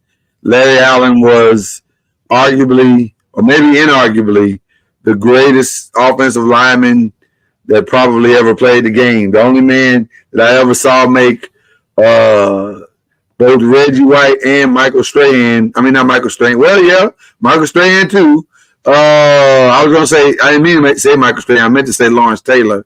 But the only man I ever saw make both those men look normal. And everybody knows how great those two guys are. So he's going to be greatly missed. It was beautiful to see the outpouring of love from Cowboy fans and players today. One in particular, a good friend of mine, George Hageman, who used to play for the Cowboys. He was very outspoken on his Facebook page because he and Larry were roommates. And if you've seen George is a massive human being. George is every bit of 6'8", 6'9", and a huge human being. And he talked about how strong Larry was, how great he was. And I said, man, if Larry Allen could make George Hageman bow down, he must have been a bad motor scooter. So there you go. And yes, I understand. And that was a humble flex. Thank you. You know what? I'm doing sympathy stuff. So back up, all of y'all. All right. Okay. And then there was another shout out that I wanted to give. And I forgot what it was. Just that fast. Y'all talk amongst yourselves as we give you shout outs. Chad, who you shouting out tonight? First and foremost, I'm gonna shout out my wife. We celebrate our 14th wedding anniversary on the 29th. That is crazy to me. It don't seem like 14 years, bro. Yeah, 14 years. Amazing. Congratulations, brother. A lot of life and gray hairs, man. That's 6 man of the year numbers. Yeah, man. Yeah, man. No question. Also, giving condolences to the Walton family. Bill Walton. Oh, yeah. Oh, I guess we haven't been on since he passed, have we? Bill Walton passed as well. Wow, yeah. So definitely giving condolences to the Walton family. Also, from my time at the Star, the Sports Academy, I also saw former Maverick Sean Bradley there, who was involved in a horrific bicycle accident a couple years ago. He was there. Yeah. Paralyzed. He was Yeah. there, but he was In a still wheelchair. being around basketball and watching Paige and a lot of people get the drills in. So, Which is the only reason why you're not getting humble flex, by the way. yeah, for sure, yeah. That's 3 in one show, bro. Yeah, so he was watching them and just being around the game, even though he's got his disabilities right now. So definitely praying for him, and that's tough. That's tough. Yeah. All right, Ken, what you shouting out, brother? If it goes well, shout out to LeBron for opting out for the right reason. You know what I mean? I don't think he's played out every last one of his contracts. Like he's out on the team, but now he's doing what he got to do to get another player there. He realized what it takes. And listen, the West is a monster. It's hard to come to the West. Yeah. It's tough. So shout out to him. And then my only other shout out is to I think it's Michael Norrie. Listen, you just earned yourself a lot of money, buddy, because you're a head coach. Like he did a great job with Minnesota, even though they had their coach on the sideline. But what he was doing, he was still calling the plays. So I know it's a lot of teams looking at him, including the Lakers. Even though I think the Lakers have already made their choice, but I think there's a lot of teams looking out for him. So yeah, it doesn't matter with the Lakers pick. I throw one more in there. Shout out to OKC for getting Kevin Durant back. Hey, we do a good job of predicting things. So I mean, this is one of the best things we do on this show. So shout out to Clemson for bringing back one of the oldest tricks in the book against Coastal Carolina yesterday, the hidden ball trick. I don't know if y'all saw this, but the baseman over to the pitcher and snuck the ball into the third baseman's glove while the guy was on third base. He tried to lead off, and the third baseman tagged him out. And I said, man, the hidden ball trick ain't been done since 1945. And so crazy. So shout out to them for that. That was kind of cool. Again, shout out to Monica McNutt, who stood all 10 toes down, painted and in heels, red bottoms, against Shannon Sharp and Stephen A. this morning, and really bodied them a little bit, and kind of silenced the room with her take this morning, so that was kind of impressive. Yep. Who else do we need to shout out? Somebody I'm forgetting. Shout out to Kendrick for putting an end to that battle. Shout out to Reggie Love and Oh, absolutely. Shout out to the great Reggie Love. Shout out to all the graduates that we missed. yeah. Shout out to every single one of the graduates. Oh, shout out to the Manhattan District Attorney's Office. 34 for 34. Not bad. Yeah. Not bad. I mean, that's about as good as it gets, don't it? It was rolling them guilties out there like a Bill Cosby rape. It was really Wow. Dave Chappelle. It's an old Dave Chappelle line. Don't do that. And I think that's all the shout outs I got. There was somebody else I wanted to shout out. I forgot. Oh, I'm looking forward to Power this weekend. Oh yeah. Yeah. June 7th. Yeah. What do you say? June 7th. June 7th. I'm looking forward to Power this weekend. Should be good.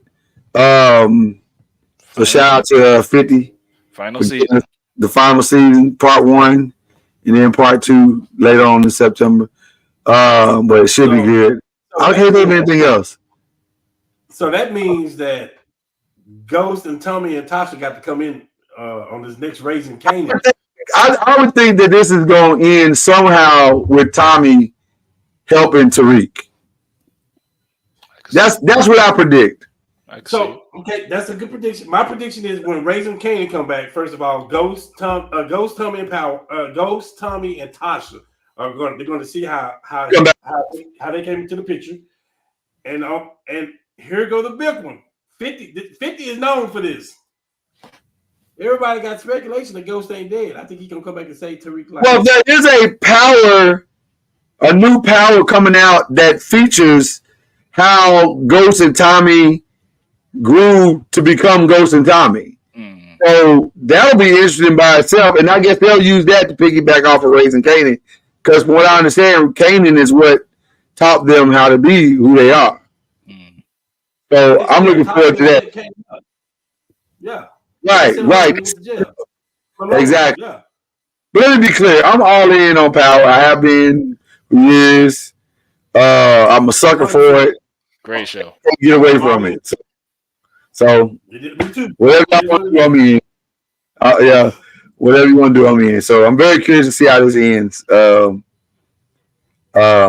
very curious to see how this ends. So there you go. All right, I think that's it, man. We're gonna get out of here. We got just a couple of more shows, and we're gonna take a summer break, y'all. We ain't, everybody need a break. We need one too. But we're gonna get y'all through the finals at least. How about that? Can we do that? We'll get y'all through the finals at least. But unless it's a sweep, then this is gonna be a short little. I'm hoping it's a good finals, y'all. Y'all hoping for a good final. I'm hoping this is a good final. I really am. Yeah. Wasn't last year's a sweep? No. They won one game or two. Who did Nuggets play? They played Miami Heat. They played Miami. I feel like they won one game. They won one. Okay. I think Miami won one game. Yeah. So I think the Mavs are a formidable opponent for Boston. Yeah. So a lot of storylines for sure. A lot of storylines. So all right, y'all. All love, peace, and hair grease. We'll see y'all next Monday. That's Killer Cam right there. He's a diehard Lakers fan. And his Red Sox, I don't know. Are y'all playing? Are y'all any good? Hey man, don't worry you turn out the lights, it must not be. They got y'all the Giants. We in baseball season though. I just asked the question. Yeah, just where you saying that lets me know y'all. Are the Rangers still celebrating their World Series because they ain't did nothing? We're in second place. Okay.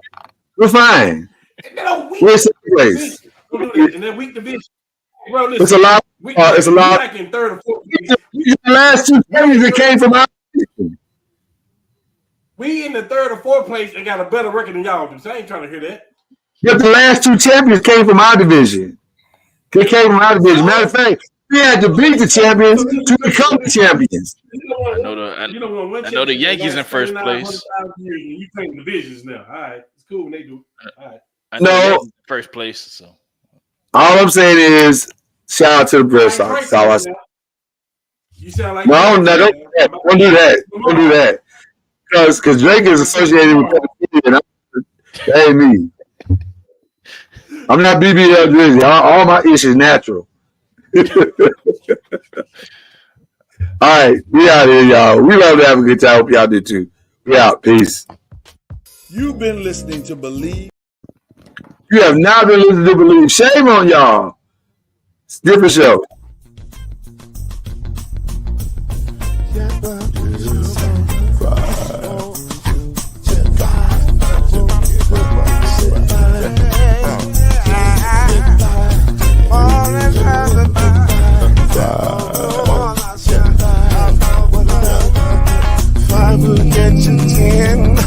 When you're plugging in with the